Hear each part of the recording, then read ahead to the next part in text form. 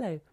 When you use our thermal imaging cameras to look for points of heat loss in your home, it's usually okay to use the temperature range set automatically by the camera.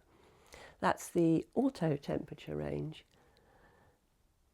When you can't avoid seeing objects in your image that have a much higher or a much lower temperature, you'll need to set a different temperature range, or you won't have the detail in temperature difference in the place you're investigating for drafts.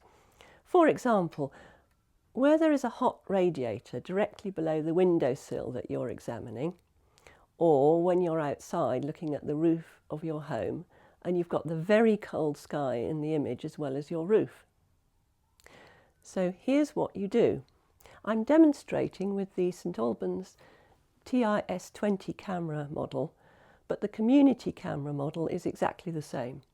For the Harpenden Fleur camera, see the video on using this model. First, point the camera at something with the desired temperature range.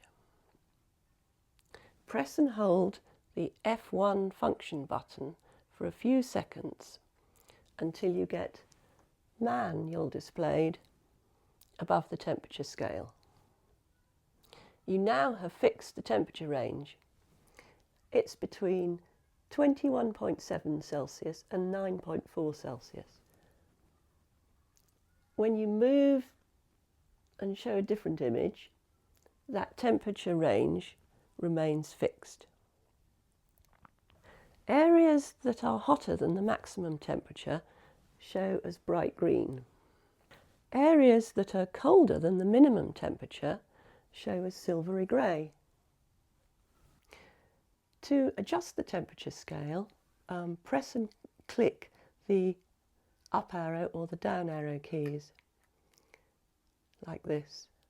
Don't press and hold, or you'll get to a temperature range which is either much too hot or much too cold. It takes a minute or two to respond.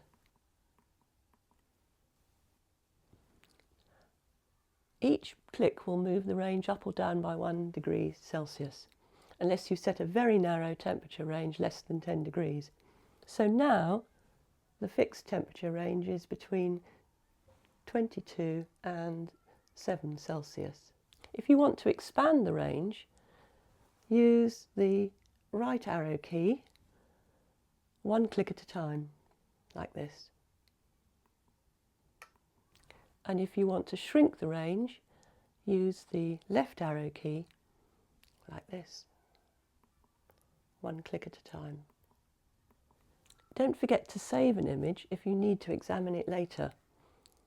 You squeeze the green trigger.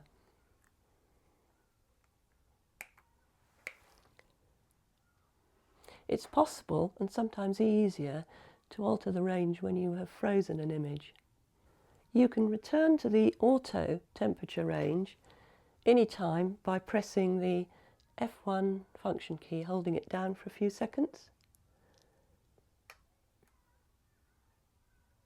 and the temperature range reverts to auto at the top of the scale. And don't forget to do this when you've finished using the camera, before returning it to another user.